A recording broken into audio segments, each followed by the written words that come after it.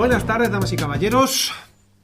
Nosotros, como somos hombres de la tradición, somos del refranero castellano, como me gusta decir, y dice un refrán, va redundancia, que es de bien nacidos ser agradecidos. Yo creo que tenemos que dar las gracias, en primer lugar, a los amigos de la librería Tercios Viejos, a José Alberto, a Juan, a Rafa, pues porque siempre, la verdad, que están por la labor. Siempre que hay que hacer una presentación en Madrid, en la Villa y Corte, a pesar de que tengamos un día de otoño, lloviendo, que alguno haya decidido quedarse en casa con la mantita, etcétera, pues siempre ponen esta fantástica librería a nuestra disposición para poder disfrutar, en este caso, de un buen rato de cultura, un buen rato de historia, y esta tarde-noche de un buen rato de misterio, yo creo que podríamos decir. Así que, si me permiten, yo creo que el primer aplauso de la tarde-noche vamos a darlo a la librería Tercios Viejos, por favor.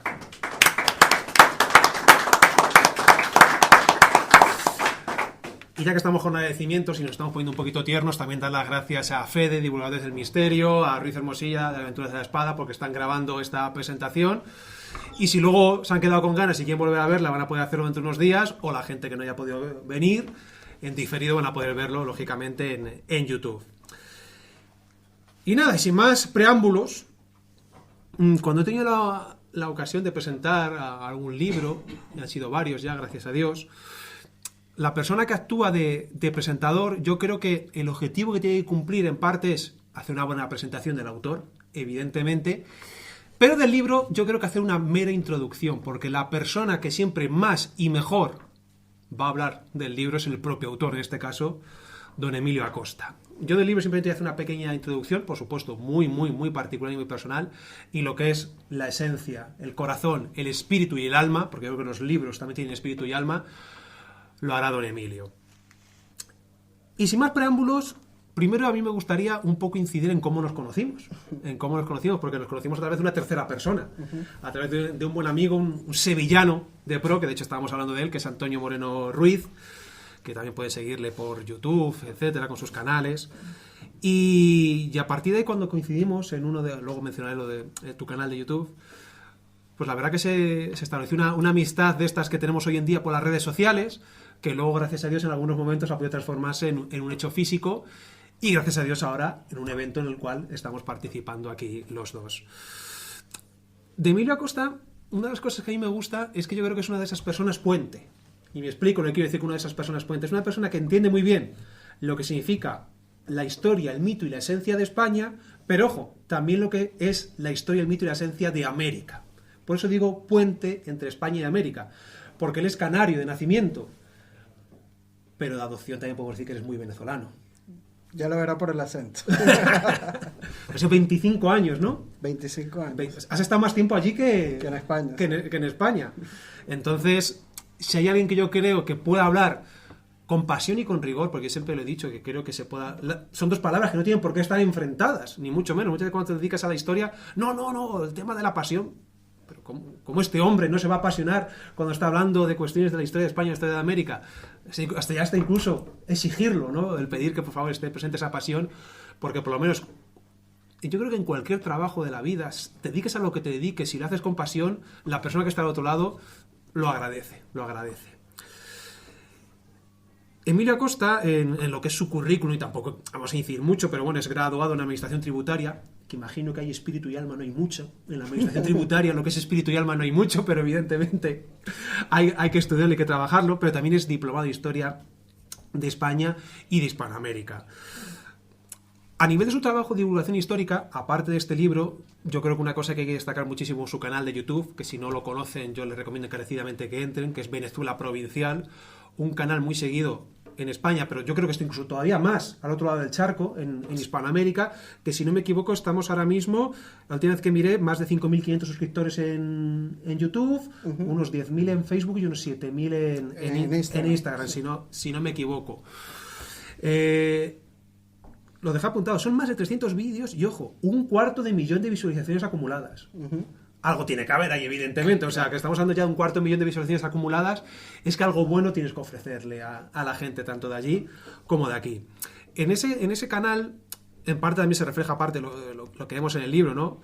Hay reflexiones en contra de la dichosa y manida leyenda negra, que tú eres de los nuestros. La leyenda negra es más falsa que un duro de madera, como se decía antiguamente aquí en España, ¿no? O sea, evidentemente sin caer, por supuesto, en leyenda rosa, en leyenda blanca, en leyenda dorada, pero como se suele decir, al César lo que es del César.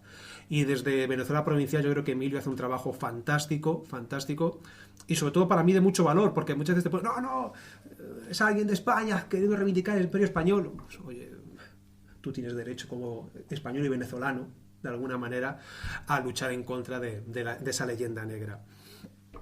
Y una de las cosas que también me gusta de Emilio, y que creo que compartimos y que también lo hacemos con Antonio, es el gusto por un siglo, que yo creo que es el gran siglo hispanoamericano, un siglo que tiene su particular leyenda negra, un siglo que está muchas veces ensobrecido por lo que es el siglo XVI y el siglo XVII, y me refiero al siglo XVIII, el siglo de los primeros Borbones, de Felipe V, de Fernando VI, de Carlos III.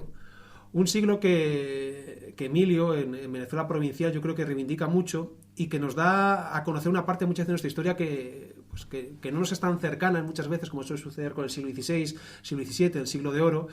Y es que el siglo XVIII es el gran siglo de la expansión en América, de prácticamente llegar casi desde Alaska a la Tierra del Fuego, el gran siglo de las misiones, de las exploraciones, de un desarrollo científico brutal, de desarrollo de algunas ciudades que supera el nivel de vida, muchas ciudades de América, de lo que se tenía no solo en España, sino en Europa.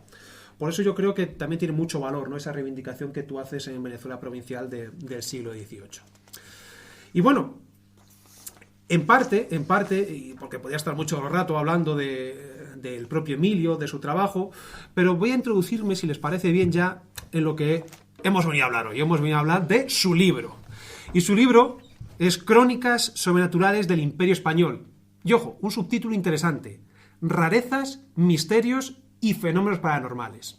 Si me permiten, si acudimos a ese libro casi sagrado que todo buen hispanohablante o castellanohablante debe tener en su casa, que es el Diccionario de la Lengua Española, si nos vamos al término de crónica, en la tercera acepción, dicho diccionario dice que crónica es aquello que viene de tiempo atrás. Y en la quinta acepción dice que crónica sería una narración histórica que sigue el orden consecutivo de los acontecimientos. Y luego, si vamos a sobrenatural, en la primera acepción nos dice que es aquello que excede los términos de la naturaleza. Pues bien, tanto una cosa como la otra, en este libro les puedo asegurar que está perfectamente recogido. Y lo comentábamos antes, ¿no?, por decir si fuera de micro, antes incluso de que tú llegases, Emilio, lo comentaba con Fede, divulgadores del misterio y de la historia. Es que últimamente, por supuesto, y siempre es bienvenido, se publican muchísimos libros sobre el Imperio Español, sobre la conquista de América, la llegada a América, la presencia española en América. Pero este libro, enmarcado temáticamente también en estas cuestiones, aporta algo diferente. Aporta algo diferente. No, yo creo que no podemos decir que es un libro más. No. Ojo. Repito, Crónicas sobrenaturales del Imperio Español, rarezas, misterios y fenómenos paranormales. Y aquí entre el público sé que cuando alguno de ustedes escucha estas palabras, Álvaro, no quiero mirar a nadie, el vello se pone de punta, el vello se pone de punta. Y es que es verdad, o sea, más allá de la épica, de las conquistas, de la religión, de la cultura, este tipo de cuestiones también llevan aparejadas muchas veces a su alrededor fenómenos que llamamos fenómenos paranormales. Es una etiqueta lógicamente moderna, es una etiqueta actual, pero las personas del siglo XVI, XVII y XVIII seguramente lo viesen más normales, para ellos no sería tan paranormal como sí lo es para nosotros. No, y a veces le buscaban una explicación divina a lo que estaban viendo también. O sea, que eso yo creo que es muy importante. Yo siempre he pensado que para entender una época no hay que pensar como una mujer o un hombre del siglo XXI. Hay que pensar como una persona que está en América en el año 1690. Es la mejor manera, yo creo, de poder conectar con ese pasado. Este libro, evidentemente, bajo mi punto de vista, dirán, claro, ¿qué vas a decir estando aquí el autor? Me da igual, vete a tu casa, Emilio, y lo comento exactamente igual. Creo que tiene muchas virtudes. Una de ellas es que tiene una lectura muy ágil, muy sencilla. Y no porque no sea un libro voluminoso, no en plan 700, 800 páginas, no. Es que está muy bien escrito, está muy bien ilustrado, la selección de imágenes que tiene no es accesoria, porque muchas veces, no, venga, mete imágenes y así sacamos más páginas. No, o sea, creo que enriquece muy bien la lectura, la complementa de una manera muy, muy adecuada. Y luego, dentro de las temáticas que trata, véase, voy a citar algunas como avistamientos, sirenas, el mito del Dorado, milagros, monstruos, barcos fantasmas, brujerías, mitos, leyendas. Claro, todas estas temáticas también hay que tener cuidado cuando se tratan, ¿no? Porque si no se tiene un poquito de cuidado, pues caes en un magufo, para que nos entendamos, ¿no? Caes pues en algunos programas de estos de televisión que eran un poco, muchas veces, ya no, en los años 90, daban grima verlos cuando se trataba este tema, que no como gracias a ahora que tanto en algunos programas de televisión que todos conocemos, como también en radio, podcast, todas estas cosas se tratan, por decir como Dios manda, con una seriedad y dentro de lo que es la investigación y el trabajo histórico, sociológico, antropológico, mistérico, etcétera. Yo creo que eso Emilio lo hace muy bien, no, para él lo que es el fenómeno sobrenatural no es una excusa para hablar vamos a hablar algo mistérico, algo extraño para poder vender libros, no, sino que él entiende que forma parte de lo que es la Crónica de América. Es un elemento más, igual que lo es la religión, la cultura o la milicia, como decía antes, también lo es el fenómeno que hoy en día llamamos paranormal. Y eso para mí tiene muchísima virtud. No me quiero enrollar mucho más porque el protagonista del día ya os decía que es Emilio Acosta y su libro. Y para ir cerrando, me van a permitir no que lea un pequeño extracto del libro, sino un pequeño extracto del prólogo. El prólogo escrito por ese amigo que hemos mencionado, que nos presentó, que es Antonio Moreno Ruiz, y que para mí tiene algo que ya de alguna manera te empuja a querer leer el libro. Yo creo que te impulsa, y no solo a querer leer el libro, sino a querer saber más. Y le invita, ya te lanzo el guante, a una segunda crónica sobrenatural del Imperio Español o a una nueva edición ampliada, porque tú mismo acabas de decir que lo típico, terminas el libro, joder, pues he encontrado más casos, he encontrado más fenómenos. Es algo habitual, por lo tanto, no tienes excusa y dentro de un año, de dos, cuando vuestra merced guste, nos volveremos a encontrar. Pero si me permiten, para ir terminando, voy a leerles porque creo que es muy esclarecedor lo que dice aquí Antonio. Conocernos es comprendernos. Y mientras más avancemos en esta senda tan difícil como entrañable y apasionante, más saldrá a relucir nuestro potencial que, aun estando dormido, no olvida del todo que cambió la historia para siempre y que aun siendo nuestra hispanidad una sinfonía inconclusa, algún día habrá que recobrar el orden y, con cierto, adaptándose al presente para el futuro, mas con la conciencia de que no solo España en América, sino también y mucho América en España. Pues, damas y caballeros, yo creo que si ustedes se acercan a este libro, se acercan al trabajo de Emilio Acosta, van a sentir que una buena parte de España, pero sobre todo una buena parte de América, está en espíritu, alma y esencia de crónicas sobrenaturales del Imperio Español. Enhorabuena, Emilio. Muchísimas gracias, Daniel.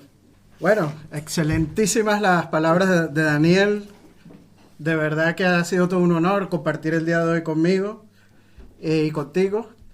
Y me acuerdo yo en el 2017 cuando regresé a España, ¿no? Que venía de Venezuela escapando de todos estos problemas políticos que actualmente pues vive en Venezuela. Salió una noticia en el diario ABC de tu libro, ¿no? El historiador Daniel Gómez Aragonés hablando de la ciudad de Toledo, ¿no? Y entonces yo digo, hombre, qué joven es y cómo hace de bien el trabajo de investigación. Y empecé a investigar sobre Daniel y ese fue mi primer contacto con Daniel, ¿no? Y después por estos caminos que nos han llevado pues a conocernos y a compartir el día de hoy, pues de verdad que para mí es todo un honor inmenso haber compartido por primera vez contigo pues en esto que nos une, que es la historia, ¿no? Y para mí siempre fuiste un ejemplo a seguir y espero algún día por lo menos llegar un poquito a lo que has hecho, ¿no? Con tu trabajo que es excelente, ¿no? Esos paseos por Toledo. Así que de nuevo muchas gracias, Daniel, por tus palabras sobre mi libro y sobre mi persona. Agradecido muchísimo. Y también agradezco a José Alberto de la librería Tercios Viejos por prestarnos el día de hoy sus aposentos, ¿no? Por llamarlo de alguna manera, para compartir la presentación de este libro, ¿no? Crónicas sobrenaturales del Imperio Español, rarezas, misterios y fenómenos paranormales. También darle las gracias a las páginas de internet que nos están apoyando el día de hoy en la transmisión de esta presentación, ¿no? Y bueno, una de las preguntas que suelen hacerme las personas, ¿no? Porque ellos están acostumbrados al trabajo que yo hago en Venezuela provincial, que es más de temas de índole político, de batallas, ¿no? Estas grandes batallas que ocurrieron durante los 300 años del Imperio Español, no solo en América, en Asia y en Europa también, ¿no?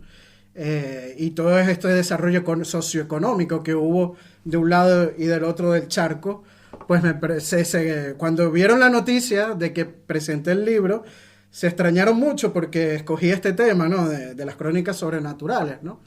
Y claro, yo tengo más de 10 años investigando en lo que son los archivos documentales, no solo aquí en España, sino también en Venezuela, ¿no?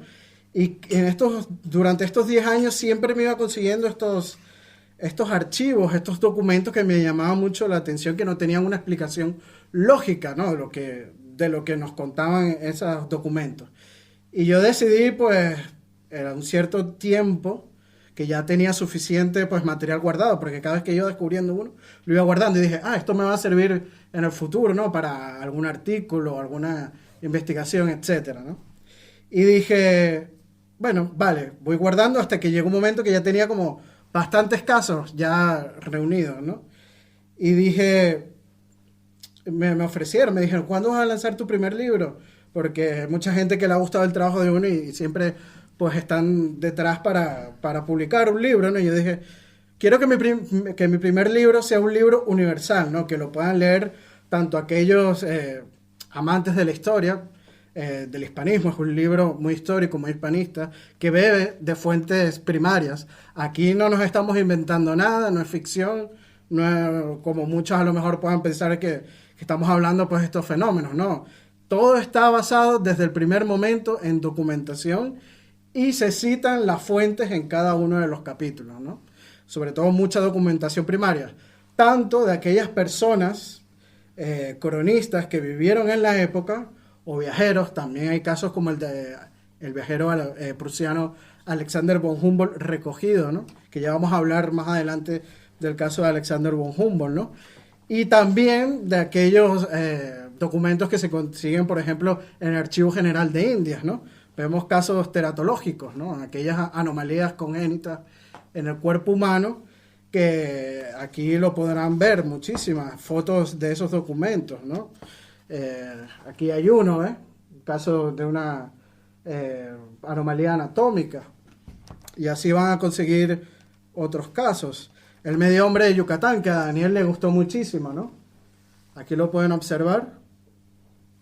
Todo esto lo podemos conseguir en el Archivo General de Indias en Sevilla, y también en su versión online, ¿no? O en línea, mejor dicho, ¿no? Para respetar nuestro gran y hermoso idioma castellano, ¿no?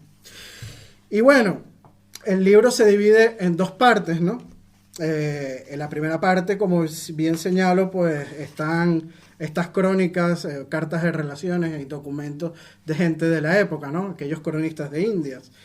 Y me gustaría citar a Mario Vargas Llosa, ¿no? El Premio Nobel de Literatura hispano-peruano, que él nos explica muy bien en qué consisten esas crónicas de Indias, ¿no? De los primeros años del descubrimiento, y también los siguientes archivos y crónicas escritas, sobre todo por aquellos frailes que evangelizaron casi todo el continente americano y mucho más allá, ¿no? Llegando a las Filipinas.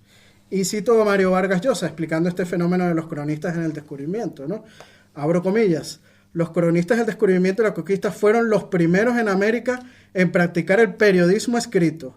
Algunos de ellos pueden ser considerados auténticos reporteros, pues, como Pedro Pizarro, Cieza de León o Bernal Díaz del Castillo, eran testigos y protagonistas de los sucesos que relataron, en tanto que otros, como el Inca Garcilaso de la Vega, el Padre Cobo, Pedro Mártir de Anglería o Herrera, recogieron sus informaciones entrevistando a sobrevivientes y depositarios de documentos y memorias de aquellas hazañas. O sea, toda la información que recogen los cronistas de India son basadas en los hechos que ellos veían o recogían de, pues digamos, esos sobrevivientes, ¿no? Como bien señala Mario Vargas Llosa, ¿no? Este Premio Nobel de Literatura. Claro, y muchos se preguntarán, ¿y por qué los cronistas pues utilizaban pues estas historias sobrenaturales a la hora de escribir, ¿no? Estas historias de las Amazonas, del Dorado, de las sirenas, de otros muchos como pueden ser también tritones, que son similares a las sirenas. ¿Por qué los recogen? Claro, tenemos que ponernos en los pies de aquellas personas. Ellos están viendo un mundo nuevo, un nuevo mundo, ¿no? Si nos ponemos a ver la geografía de América es muy distinta a la de Europa.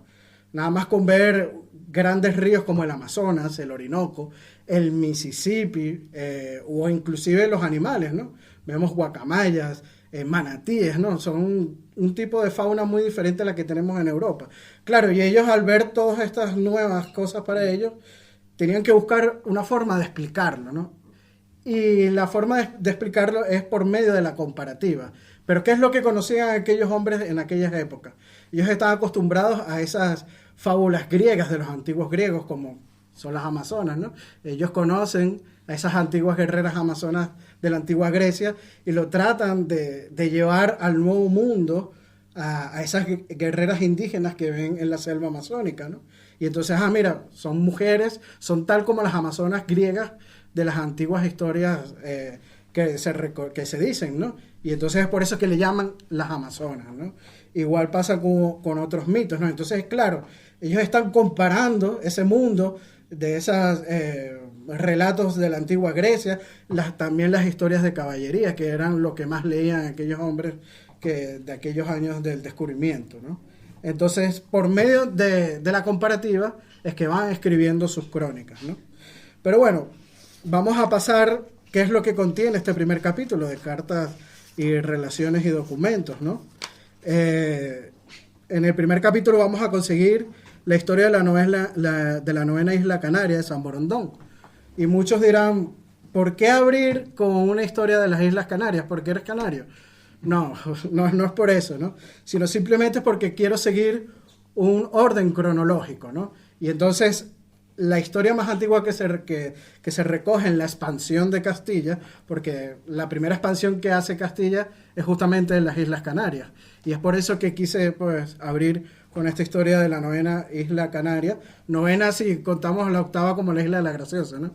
Porque la gente suele asociar a las Islas Canarias con 7 islas, ¿no?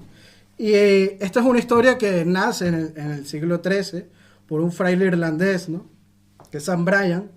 Y entonces él decía que existía una isla cerca de las Canarias que aparecía y desaparecía, ¿no? Y era muy extraordinario esto que pasaba, ¿no? Muchos dicen que era una ballena que subía a la superficie y bajaba, pero que ahí vivían personas, ¿no? Entonces, esta leyenda la recoge este fraile, San Brian, y se va, pues, diseminando por Europa, ¿no? Y entonces la gente empieza a decir, mira, existe una novena isla, la isla de San Borondón. Le llaman San Borondón, ¿no? Y la isla de San Borondón llega inclusive hasta el siglo XIX la historia. Y hay personajes que tratan de buscarle, pues, una significación, digámoslo, lógica a lo que están viendo, ¿no?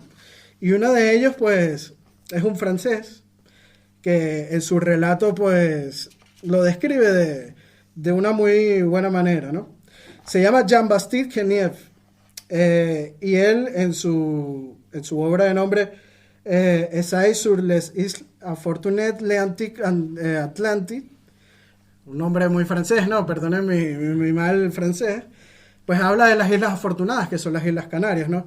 Y él le da una explicación a esta aparición de la isla de San Borondón, y él dice, no es más que uno de los montones de vapores y de nubes que tienen, sin embargo, la forma de tierras. Pueden ser incluso las salvajes exageradas. Cuando él dice las salvajes, son unas islas portuguesas que están muy cercanas a Canarias, ¿no? Pero es seguro que todos los que dicen haber desembarcado y describen esta isla como considerable no son verídicos en sus relatos. De hecho, los reyes de España, en algunos de sus tratados con Portugal, reclaman para Castilla, para la corona de Castilla, esta isla de San Borondón. Así de importante llegó a ser este mito, ¿no? de la isla, ¿no? Pero bueno, no le quiero hacer más spoiler de este caso, ¿no? Porque la idea es que también ustedes pues descubran todo lo que contiene este capítulo de la isla de San Borondón, ¿no? Después vemos los avistamientos de luces por Cristóbal Colón, que es uno de los casos más llamativos, ¿no? En el libro. Y recordemos que cuando Cristóbal Colón zarpa del puerto de Palos en 1492, él va buscando las Indias y iba a lo desconocido, ¿no?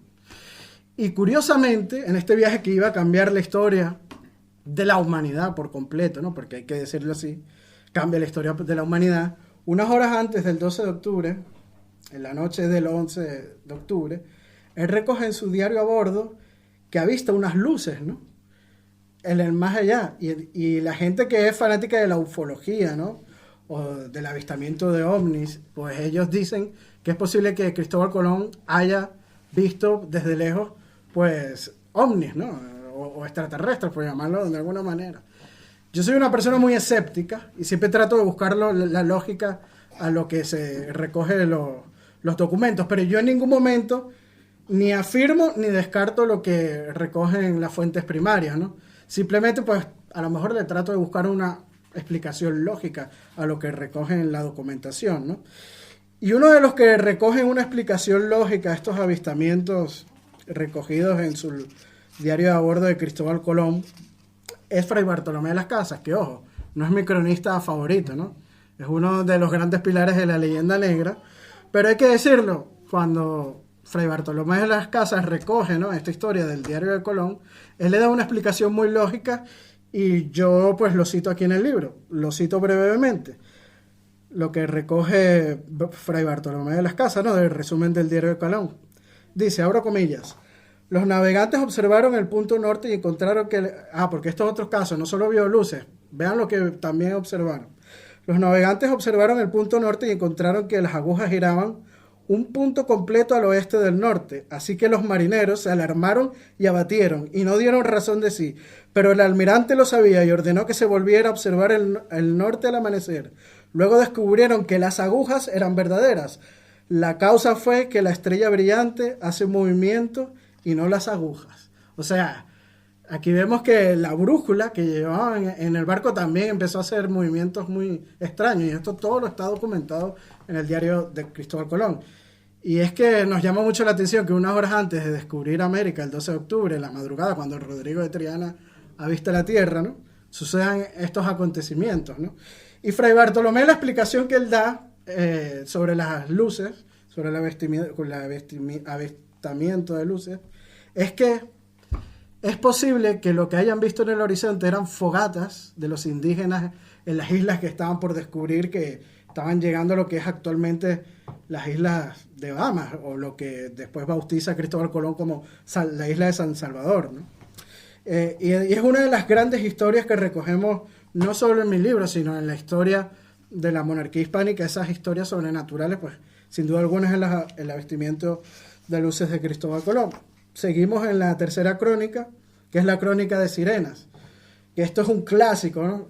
También lo recoge Cristóbal Colón en su diario a bordo, haber visto sirenas, que aquí lo cito también la documentación, que lo pueden observar aquí en el libro. Y también Pedro Ángel de Anglería recoge avistamientos no solo de sirenas, sino de tritones, ¿no?, en sus crónicas. Y esto es muy, muy llamativo, claro, porque ellos estaban acostumbrados a esas crónicas de la antigua Grecia, y las sirenas son un clásico en aquellas, digámoslo, literatura de la antigua Grecia, ¿no? Y claro, ¿cuál es la explicación lógica que le suele dar las personas que estudian estos casos de avistamientos de sirenas? Es que simplemente están viendo un manatí. Si saben, el manatí es un animal que es muy común en la zona del Caribe, ¿no? Y al subir a la superficie, la cola, pues es muy similar morfológicamente al de las sirenas, ¿no? Y entonces es la explicación lógica que se le puede dar a estas crónicas que recogen, pues, aquellos literatos del descubrimiento, ¿no? Seguimos, ¿no?, para no hacer tan larga la presentación y ustedes puedan también disfrutar todo lo que yo recojo en este libro y no adelantarles tanto, ¿no? Pero bueno, otra de las crónicas que recoge La Fuente de la Juventud y Ponce de León, que eso es otro gran clásico, ¿no?, que muchos lo conocerán. Pues recojo que Pedro Ponce de León, bajo documentación, él nunca habla de La Fuente de la Juventud. Son otros cronistas posteriores que dicen que Ponce de León pues está buscando esta esta fuente de la juventud porque era una persona muy mayor y quiso que fuera adelantado de las Islas Bahamas. Y en su viaje pues descubre la Florida y es por eso que en la Florida, cuando él descubre pues esta península, se dice que es que estaba en búsqueda de la fuente de la juventud y en ello pues recogió todas las fuentes primarias. Después hablo de la leyenda de las Amazonas, como le contó anteriormente, del mito del Dorado. Aquí en el mito del Dorado hablo sobre todo de aquellos, digamos, aventureros, los primeros, ¿no? Y cómo lo recogen en la documentación. Uno de ellos es un pirata, Sir Walter Raleigh, y también la Real Audiencia de Santo Domingo, que decía que el Dorado se encontraba en la zona de Guayana, en Venezuela. Aquí publico algunos mapas de la época que dicen que está en un lago, y en la ciudad del Dorado le llaman Manoa, ¿no? Que está en la Guayana. También recojo algunas de las crónicas de Sir Walter Raleigh, que también busca, ¿no?, esta ciudad hecha de oro macizo, ¿no?, construida supuestamente, y que tanto pues a los aventureros llamó la atención, porque hay que decirlo, no solamente la gente iba en busca de gloria, también en busca de fortuna, que eso es lo que mueve también al ser humano, y es normal, ¿no? Muchas de las personas que hacían las Indias venían de zonas pobres de Extremadura, como es el caso de Hernán Cortés o Francisco de Pizarro, o por ejemplo también de otras zonas de Andalucía, ¿no? Vamos al siguiente caso, que es el monstruo del lago Tota en la Nueva Granada. Esto es un caso que los indígenas de lo que es lo que fue el virreinato de la Nueva Granada, pues le dicen a los conquistadores que existe pues en este lago un ser, digámonos, monstruoso, ¿no?, viviendo en este lago. Y los indígenas le dicen el diablo ballena, ¿no? Y recojo también ahí las crónicas, que son muy interesantes, aparecen en la página 48, ¿no? Y aquí vemos también una ilustración del monstruo acuático por un francés que se llama Gustave Doré. Ahí pueden ver cómo, porque esto siguió hasta siglo XIX y muchos viajeros franceses iban en búsqueda de ese lago, de ese monstruo del lago Tota, ¿no? Y claro, una de las cuestiones que yo me planteé a la hora de hacer el libro es que todos conocemos estas historias sobrenaturales del mundo anglosajón, pero nadie conoce las del mundo hispánico. Todo el mundo conoce al monstruo del lago Ness, pero nadie conoce este monstruo del lago Tota de la época virreinal de la Nueva Granada. Ni otro caso que recoge en el libro, que es el monstruo del lago Tahuatahua, que ahorita que es en la Capitanía General de Chile, que ahorita les voy a hablar de él, ¿no? Y hay que hacerlos, conocerlos, ¿no? Y lo más curioso es que los hispanos no solamente tenemos un monstruo, tenemos dos. Tenemos a este monstruo del lago Tota y al monstruo del lago Tahuatahua. Pero bueno, no me voy a explayar porque voy a hablar de otro monstruo más adelante. También tenemos un caso muy famoso, muy conocido, que es el soldado teletransportado, ¿no? Que es un caso que, en mi opinión personal, yo no le consigo ninguna explicación lógica, ¿no? Que es supuestamente un soldado llamado Gil Pérez, que por cierto, este nombre se lo da un historiador norteamericano ya en el siglo XX, ¿no? Y bueno, vamos a explicar un poco el caso de este soldado teletransportado. Y es que, bueno, todos sabemos que Filipinas fue parte del Imperio Español y en aquella época, pues, ese era un territorio muy lejano, ¿no? Estaba casi que al otro lado del mundo. Y pues tenía la mala suerte de recibir muchos ataques piráticos, ¿no? Sobre todo de piratas chinos y japoneses. Y el 24 de octubre de 1593, cuando en Manila, que es la capital de Filipinas, había un soldado que estaba a labores de guardia en la muralla del Palacio del Gobernador. Y es que recientemente había ocurrido un magnicidio en Filipinas.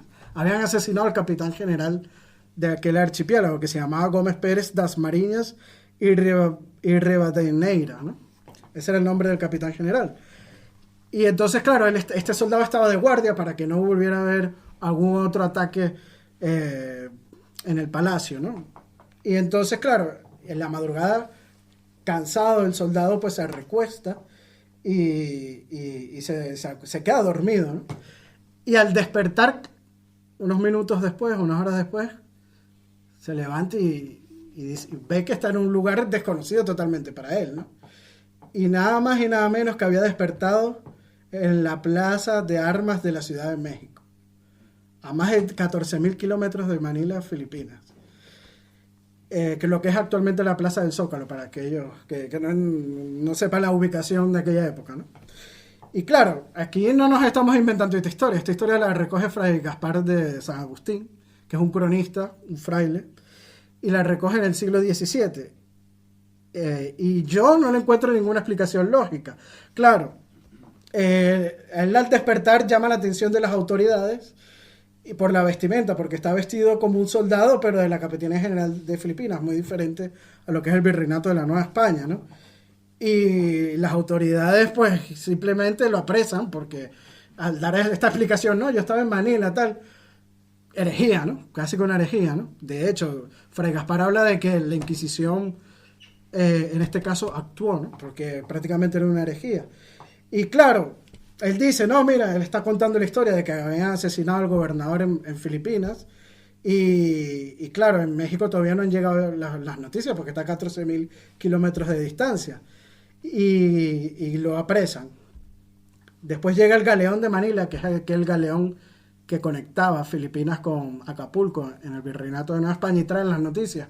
Y ahí cuando dicen, no, si asesinaron al capitán general en Filipinas, y hay uno de los pasajeros en el galeón que dice y reconoce que Gil Pérez estaba de guardia aquella noche, pues las autoridades lo sueltan. Y no se sabe después más de este soldado. Pero yo traté de investigar la documentación de la Inquisición, porque recordémonos que la Inquisición documentaba absolutamente todo y todo lo dejaba por escrito, ¿no?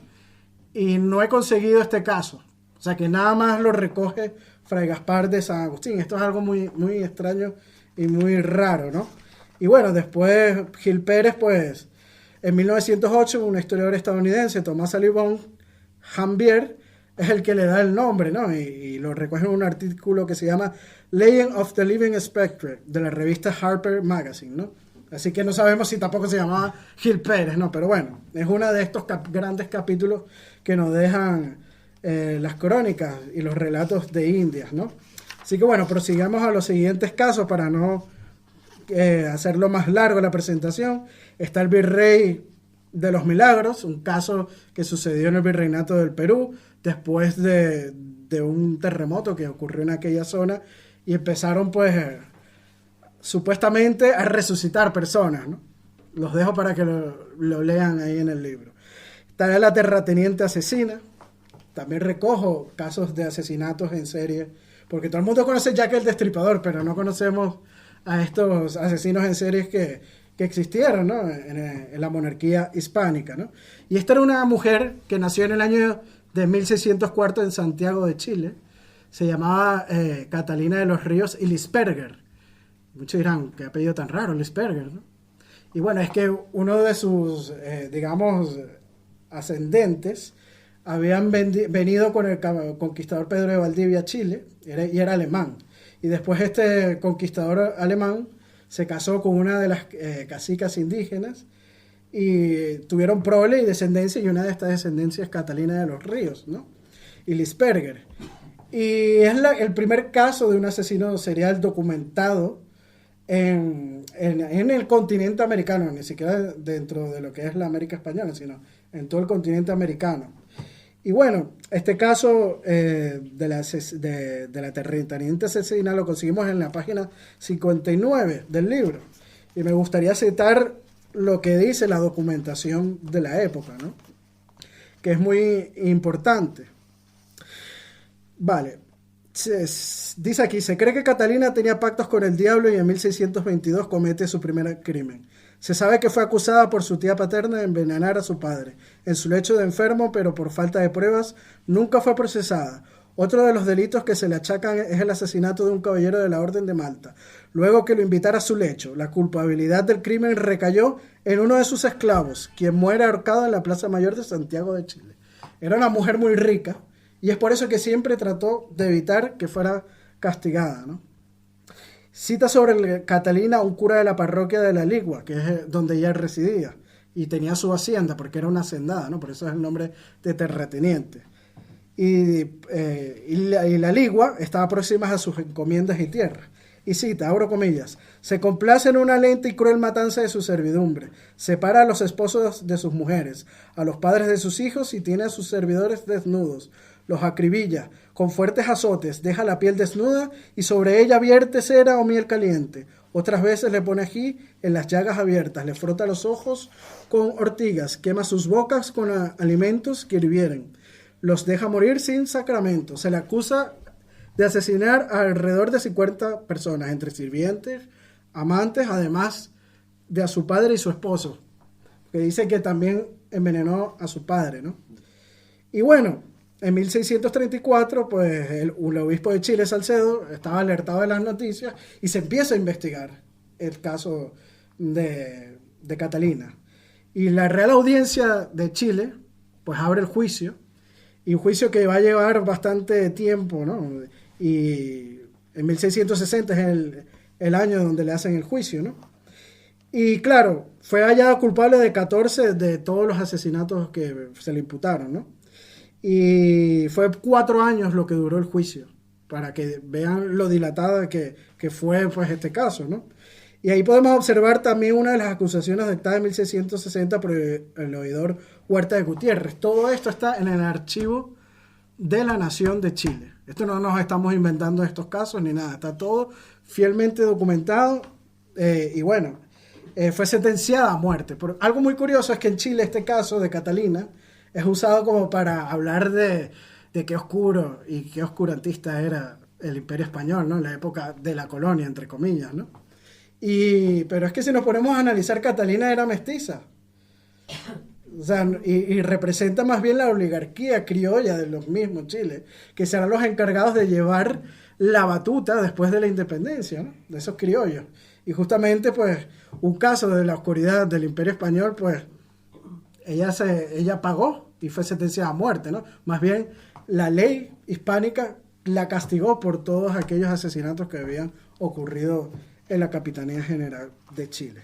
Pero bueno, para no hacerlo más largos, continuemos con otros casos. Están los galeones fantasmas, otro de los casos favoritos de Daniel en el libro. Son aquellos galeones que arribaban de la ruta del galeón de Manila, porque es una ruta muy peligrosa, con bastantes huracanes y tormentas, y llegaban muchas veces galeones sin tripulación alguna. Todo está documentado aquí bajo fuentes primarias y lo pueden acceder mediante la lectura del libro. Seguimos. Hablamos de los globos divinos de Cumaná, algunas de las crónicas que levantan aquellos funcionarios de la monarquía hispánica y también religiosos de avistamientos de globos que llamaban a capítulo a los indígenas y huían, según lo que dicen los cronistas. También está la ciudad de los Césares en la Patagonia, un caso muy similar al del Dorado, y el monstruo del lago Tahoe en Chile. Aquí me gustaría hacer pues una pausa, espero que no sea muy larga. Y es un monstruo que, como bien digo, está bien documentado y aparece aquí en la portada del libro. Los archivos lo recogen. Pueden ver, es uno de los que aparecen en la portada, ¿no? Y claro, este es un caso que ocurre en la Capitanía General de Chile en el año de 1784, ¿no? Y es que hay personas que dicen que han avistado a un ser alado, monstruoso, que se robaban las gallinas, que se robaban los cerdos de las haciendas y que habitaba en el lago, ¿no? Un momentito mientras le busco otras imágenes. Aquí lo pueden ver también otros dibujos que reposan en los archivos documentales. Este es uno que está aquí en la Biblioteca Nacional de Madrid. Pueden ahí consultarlo. Y claro, las autoridades recogen este caso y llaman la atención y lo documentan y hacen un dibujo de él y lo envían aquí a la península. Y ya voy a explicar por qué lo envían aquí a la península.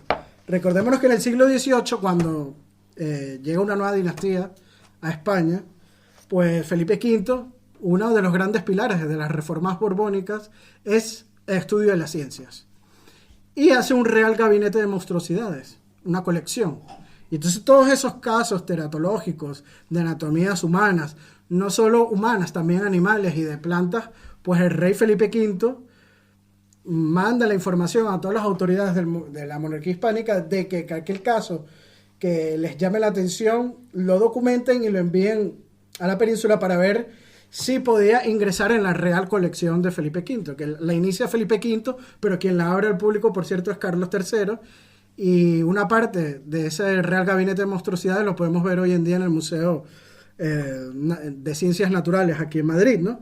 Ahí está uno de los casos que también reseño aquí en el libro, que es el caso de un esqueleto prehistórico que se consiguió en el Virreinato de la Nueva España, pero bueno, ese esqueleto está aquí en el Museo de Ciencias Naturales de Madrid, ¿no? Para no quitar más tiempo, pues en el libro pues pueden conseguir dibujos de ese caso cuando se descubrió y se desenterró en el Río de la Plata este esqueleto prehistórico, y se envía aquí a la península y se dictamina de que eran... Allá en el Virreinato del Río de la Plata pensaba que era un monstruo, pero se dictaminó que era un dinosaurio, ¿no? Un fósil antiguo. Entonces este monstruo del lago Tagua, claro, las autoridades de Chile dicen, hay un monstruo, vamos a informar al rey de lo que está pasando aquí. Y este dibujo, junto a un informe, llega primero al Virreinato de la Nueva Granada, antes de llegar aquí a la península, y hacen una copia de ese informe y ese dibujo, que también se puede pues buscar en el Archivo General de la Nación Colombiana. Hay una copia de ese dibujo. Y bueno, llega aquí las noticias, llama y alarma la atención. La historia llega hasta Francia, y en Francia la prensa amarillista pues se alarman. Mira, hay un monstruo al otro lado del charco en Chile, y empiezan a decir y a inventarse una historia, y empieza a rodar la historia en los periódicos franceses, a exagerarla, a decir que el rey de España había capturado un monstruo y que lo iba a llevar hasta la península. Y de hecho se recogen algunos dibujos del monstruo llegando supuestamente a Cádiz enjaulado. Eso también está en los archivos. Y claro, se exagera de un lado a otro la historia, y se empezaron a vender muchísimos periódicos sobre este monstruo, ¿no? Y bueno, lo cierto es que es el monstruo marino, por llamarlo de alguna manera, más famoso del Imperio Hispánico, ¿no? Después vemos también el fenómeno de un padre y madre, que es un caso que recoge el viajero prusiano Alexander von Humboldt en 1799 en su obra Viaje a las regiones equinocciales, donde dice que en la población de Cumanacoa, en Venezuela, hay un hombre que está amamantando a su hijo. Entonces, claro, esto nos parecerá increíble, ¿no? Un hombre amamantando a su hijo. Entonces, al escuchar la historia, Alexander von Humboldt va hacia el pueblo y lo ve con sus propios ojos que este hijo está sacando leche por los pechos. Claro, esto nos parecerá increíble, pero es que es un síndrome que es muy poco común, pero sí se suele dar, que es de nombre galactorrea. Es algo que es una enfermedad, por llamarlo alguna cosa, ¿no? Y este hombre, ante la situación de tener que alimentar a su hijo, pues en el estrés, pues empezó a sacar leche por el pecho. Y bueno, aquí recojo la crónica de Alexander von Humboldt. Y bueno, creo que se nos está pasando el tiempo un poquito, ¿no? Así que bueno, hablarles un poco del segundo capítulo rápidamente. Que el segundo capítulo es el Gabinete de Monstruosidades. Aquí explico lo que les acabo de decir sobre aquellas reformas borbónicas y el Gabinete de Monstruosidades de los Reyes de España. Está la mujer barbuda de Nápoles, que es un caso de estos que son muy famosos, de los freak shows norteamericanos del siglo XIX. Pues en el Imperio Español también tuvimos uno en Nápoles, y me dice Daniel que en Toledo también hay otro, ¿no? Muy importante. Para el próximo edición pues lo recojo también. Está el monstruo de Batán en las Filipinas, un pollo de 3 pies en Cuba. Todo esto es documentado y está bajo los archivos como el de Indias y otros regionales en los países. Está el hombre cornudo del Reino de Murcia, caso curioso, porque también tenemos casos de la península. El megaterio de Luján, que es este esqueleto de dinosaurio que se descubrió en el Virreinato del Río de la Plata, en Luján. Una malformación congénita en Querétaro. Las siamesas de Oaxaca, porque esto es en el Virreinato de la Nueva España. Imagínense vivir en el siglo XVIII y ver nacer a una siamesa. Es algo que nos llamaría muchísimo la atención. Y en estos casos congénitos, pues la gente de aquella época pues no estaba muy leída. Era gente que, sobre todo la gente de pie, ¿no? Porque no, eran más que todo sus creencias, digamos, religiosas, es lo que ellos decían que era un castigo divino. Ay, Dios nos está castigando por algún pecado que hemos cometido, que hemos dado a luz a una siamesa. Pero claro, las personas, los doctores, pues que levantan y recogen este caso, pues conocen las ciencias y saben que es un caso que es anómalo, pero suele pasar y es común, ¿no? Que las siamesas que pueden nacer, ¿no? También vemos otro caso de una cabeza deforme en Chicomesuchil, que es también el Virreinato de Nueva España, un venado monstruoso en Guatemala que tenía la cara deforme, y hay un dibujo también que recojo aquí en el segundo capítulo, un humano bicéfalo en los Álamos, tenía 2 cabezas, otra de estas deformidades anatómicas cuando nacen, y algo muy importante, que cuando nacían estas criaturas, lo primero que hacían era tratar de bautizarlo, porque así tenían pues el perdón de su alma y podían ir al reino de los cielos, ¿no? Eso es algo de mucho de las creencias de las personas de aquella época, y es algo que yo recojo en el libro. Trato de ponerme en los pies de las personas del siglo XVIII, XVI, XVII, etcétera, de cómo ellos veían el mundo, y lo veían también el mundo de una forma muy religiosa, ¿no? Vemos también el gigante de Chilapa. ¿Quién es el gigante de Chilapa? Para mí este es el caso que yo más disfruté. Y bueno, les cuento brevemente de él. Es el que sale aquí, este señor, la portada del libro. Para aquellos que están en la parte, es este señor, ¿no? El gigante de Chilapa. Y un hombre que vivió y en la vida real, ¿no? Y se llamaba Martín Salmerón y Ojeda, ¿no? Y nació en un pueblito del Virreinato de la Nueva España. Voy a buscar aquí su imagen. Aquí lo pueden ver de una forma más amplia. Esto es un cuadro que existe, yo le voy a hablar del cuadro, ¿no? Y bueno, él nació en un pueblito del Virreinato de la Nueva España que se llamaba Chilapa, ¿no? Y claro, él hace en el año de 1796, cuando cumple 20 años, un viaje al centro de la monarquía hispánica, porque hay que llamarlo así, que era la Ciudad de México, era la ciudad más rica de la monarquía hispánica, mucho más rica que Madrid, que era la capital. Y bueno, en esa urbe, Nueva Hispana, como que era Ciudad de México, llega este hombre que medía más de 2 metros. Para aquella época que la gente solía medir en promedio 1,60, pues se podrán imaginar cómo habrá llamado la atención este hombre en aquella Ciudad de México, ¿no? Y bueno, Martín Salmerón y Ojeda llega y llama la atención de los pobladores y de las autoridades. Y es tan así que las autoridades hacen que hagan una procesión por la Ciudad de México, y le pusieron al lado a un capitán que era bajito y regordete y con largas patillas, ¿no? Y se podrán imaginar ese espectáculo en pleno siglo XVIII en las calles de la Ciudad de México. Un hombre de 2 metros ahí de primera fila al lado de este señor capitán y escoltados por otros militares.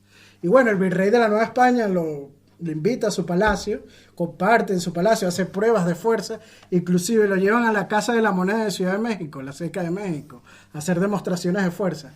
Y la maquinaria que se necesitaba 8 personas para manipularla, para acuñar moneda, él solo, con la fuerza que él tenía, la manipulaba. Imagínate, este hombre de 2 metros, la fuerza que tenía, ¿no? Y bueno, empezó a ganarse la vida haciendo presentaciones en casa de la oligarquía criolla de la Nueva España, los ricos criollos, haciendo estas presentaciones de altura y de fuerza, ¿no? Inclusive el Ayuntamiento de Ciudad de México pide a un artista que se llamaba José María Guerrero, un pintor, que lo retrate. Y es ese cuadro que les estaba hablando de este señor. Y es del año de 1796. Y hoy en día podemos visitarlo.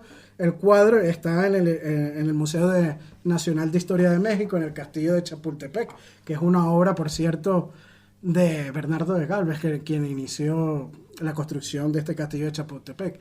El único castillo real que se construyó en el continente americano, lo construyó la monarquía hispánica en Ciudad de México, y está este cuadro de Martín Salmerón y Ojeda. Y algo muy curioso es que cuando estalla la guerra de secesión o independencia, como lo queramos llamar, en el virreinato de la Nueva España, Martín es fiel a la monarquía hispánica e ingresa en el cuerpo militar realista o monárquico en la guerra, ¿no? Pero en una de estas batallas y en estos intercambios con los insurgentes de plomo, por llamarlo de alguna manera, pues es capturado. Pero claro, al capturar a un hombre de más de 2 metros te podrás imaginar, ¿no? La impresión que lleva al enemigo. Y claro, le dicen, te vamos a perdonar la vida con una condición. Pues es la condición que se cambie de bando, ¿no? Obviamente. Y al cambiarse de bando, el líder de los insurgentes, el jefe de los insurgentes, José María Morelos y Pavón, lo pone como uno de sus escoltas. O sea, Morelos tenía como escolta a este gigante de Chilapa, de 2 metros. Y bueno, cuando termina la guerra, pues se retira a su pueblito de Chilapa a trabajar en las haciendas, pues ya cansado, ¿no? De todo este movimiento que hay. Porque hay que decirlo, fue una guerra civil entre hermanos, ¿no? La guerra de independencia o secesión de México. Y la economía bajó y se destruyó totalmente en México. Y ya no podía hacer estas presentaciones. Ya los ricos pues, no pagaban por ver estas presentaciones. Y la economía no estaba como para hacer esos gastos superfluos. Y se dedica y se retira pues, a la vida privada en su pueblito en Chilapa, ¿no? Es una de las historias que más disfruté en el libro. Me imagino que se debe notar, ¿no? Pero bueno, ya para ir cerrando, les hablo del medio hombre de Yucatán, que es uno de los casos que le gustó a Daniel, ¿no? Del libro. Un hombre que vivió, se la hago corto, en el virreinato de la Nueva España, no tenía piernas, nada más tenía de la cintura para arriba, ¿no? El cuerpo. Y el mismo rey de España, Carlos III, él se encuentra en una situación de pobreza y él escribe una carta al rey, y el rey de Carlos III, que es tan empático, una persona muy empática, le da, pues, digámoslo que un dinero para que pueda sobrevivir y mantener a su familia, ¿no? Que todo esto provenía también del quinto real del rey, o sea, de los mismos erarios que tenía el rey, ¿no? Y luego Carlos IV, pues, él le escribe una carta a Carlos IV y él está tan agradecido al rey de España por los favores de poder darle de comer a su familia y darle, digamos que, esta paga mensual, que él quiere ir a besar los pies, según cita textualmente, y recojo en los documentos aquí, los pies de su Alteza Real. No sabemos si al final pudo venir aquí a España a besarle los pies, pero bueno, hay otro caso que dejé fuera del libro, que es una vaca sin pelo que la recogieron en el puerto de Veracruz y vino aquí a Madrid y estuvo en el Palacio de Aranjuez. Una vaca sin pelo, ¿no? Estos casos, digámoslo, de rarezas anatómicas que recojo muy bien en el libro. Y bueno, para cerrar, la ternera de 5 patas, que es una ternera que vivió y se documentó en el virreinato de la Nueva Granada, lo que es actualmente Colombia, ¿no? En el año de 1801. A ver si les busco rápidamente. Este es el dibujo que levantaron las autoridades del virreinato de la Nueva Granada. Está recogido en el Archivo General de Indias. Como digo, es una ternera que tiene 5 patas. La quinta pata le salía del lomo. Y bueno, según recoge la documentación, se informó a las autoridades para ver si podía pasar a la colección del Real Gabinete de Monstruosidades, ¿no? de Su Majestad el Rey. Y se estaba viendo la oportunidad para poder trasladar al animal desde la Nueva Granada hasta la península sin que pasara por mucho sufrimiento en lo que es, digamos, la travesía de un lado al otro del charco, ¿no? Y bueno, el diseño que conseguimos en el Archivo General de Indias tiene como nombre diseño de una ternera anormal con 5 patas, Santa Fe, Bogotá, 20 de junio de 1803, Archivo General de Indias. Así que bueno, ya para no hacer más largo, ¿no?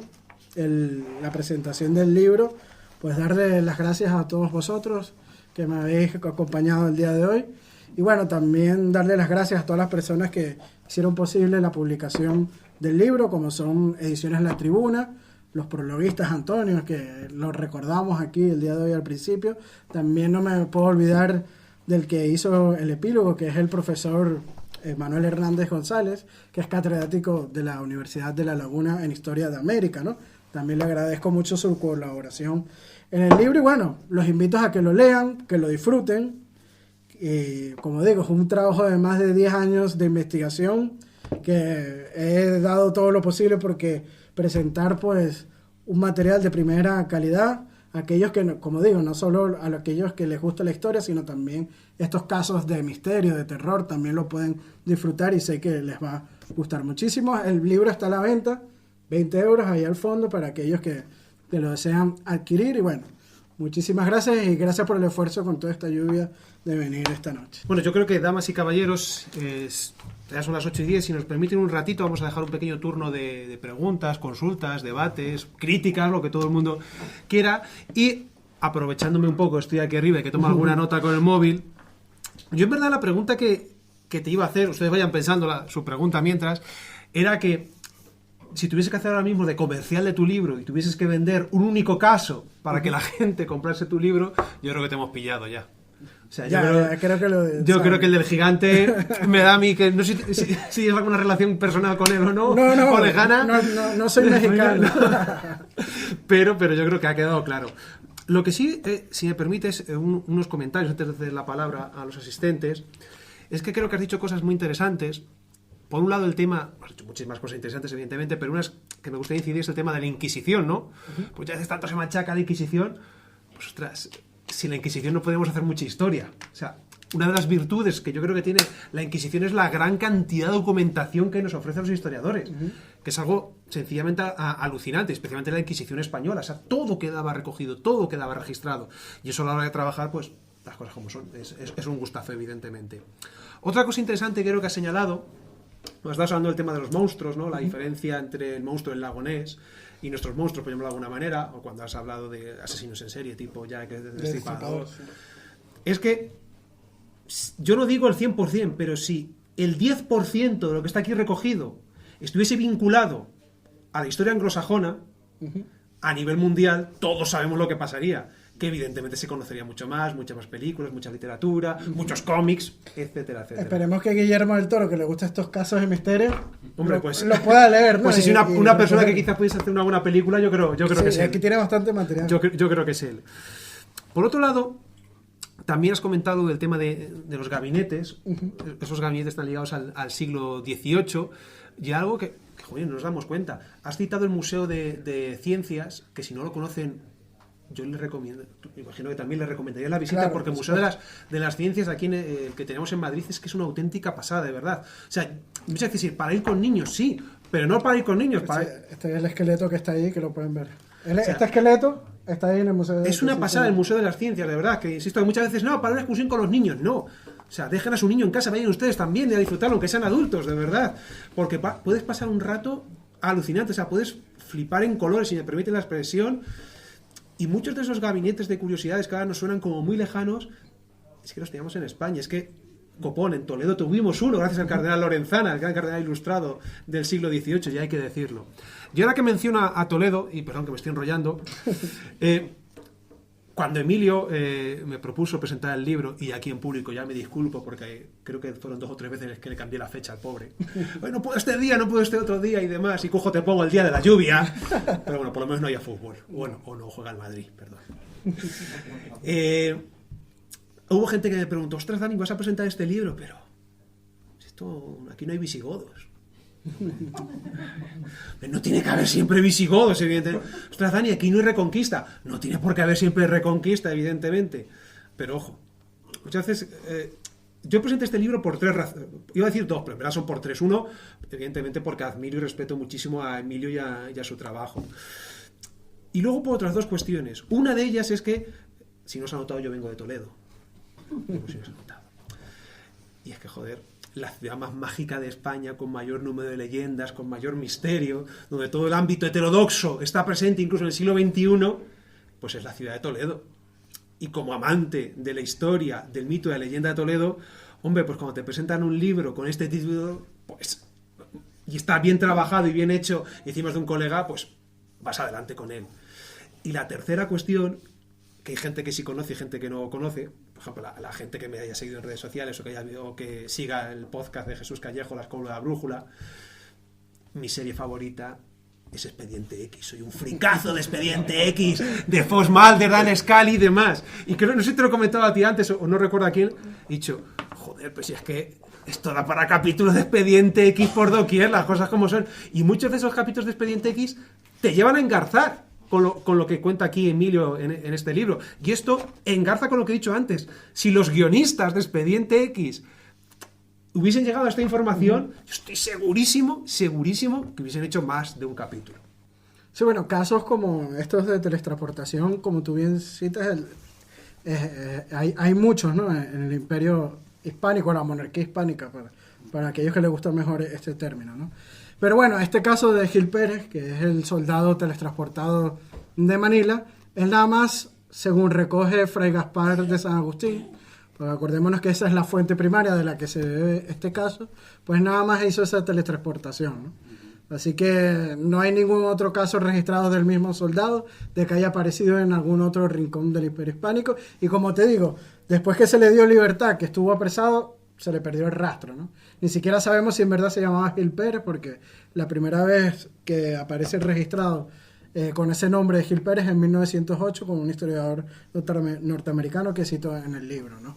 Pero bueno, yo trato de dar la información más verídica, porque como digo, yo ni afirmo ni desmiento ninguno de los casos que están aquí. Simplemente trato de buscarle una explicación lógica. Si no hay una explicación lógica, como en este caso, pues ya lo dejo a la visión y a las creencias de cada quien. Lo único que yo digo, como comenté anteriormente que Daniel lo recogió, ¿no? Que los archivos de la Inquisición, este caso no está recogido, y Fray Gaspar de San Agustín dice que la Inquisición pues actuó. Pues me parece muy raro que la Inquisición no se consiga documentación alguna de este caso. Pero bueno, es una fuente primaria de Fray Gaspar de San Agustín, una fuente que es muy famosa, porque la mayoría de la gente que me pregunta por el libro, ¿está el caso del soldado teletransportado? ¿Está el caso Sí, es uno de los casos que recojo. Al parecer es uno de los casos más famosos, y bueno, había que recogerlo sí o sí, ¿no? Pero como tú bien has preguntado, nada más hizo una teletransportación, ¿no? Así que bueno, no es un Power Ranger tampoco.